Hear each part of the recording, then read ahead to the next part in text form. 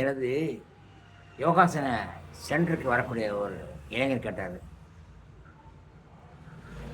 Sir நான் எனக்குள்ள ஒரு பிரார்த்தனை வச்சு நம்பிட்டே இருந்தேன், காலம்தான் போச்சு, பலன் கிடைக்கல. சரி கடவுள்கிட்ட போறையாவது முறையிடலான்னு சொல்லிட்டு கோயிலுக்கு போக ஆரம்பித்தேன். கோயிலில் போய் சாமியை முறையிட்டு வந்தேன். இப்போ ஒன்றும் கிடைக்கல. என்ன காரணம் கேட்டார்.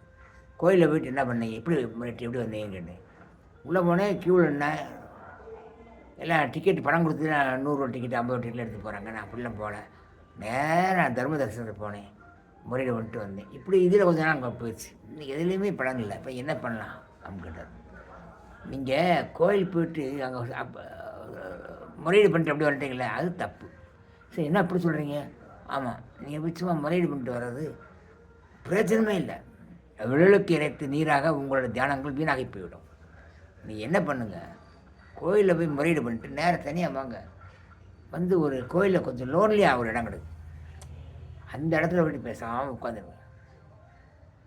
உட்காந்து அப்படியே கண்ணை மூடிட்டே இருங்க. கண்ணை மூடிட்டு அப்படியே இருங்க.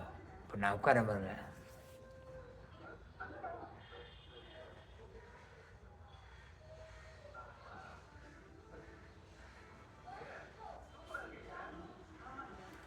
அந்த உள்ளுக்குள்ள ஒரு விஷம் கிடைக்கும்.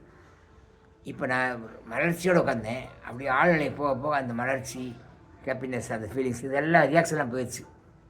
தூங்குற நிலைக்கு போயிட்டேன். அந்த நிலையில் உட்காந்துருங்க. உட்காந்து கடவுள்கிட்ட முறையீடு பண்ணிகிட்டு இருங்க. ஆட்டோமேட்டிக்காக சக்ஸஸ் பண்ணுவாருன்னு அதே மாதிரி செய்தார். ஒரு நாள் வெற்றி கனியோடு வந்தார். பிடிச்சதை லைஃப் சக்ஸஸ்.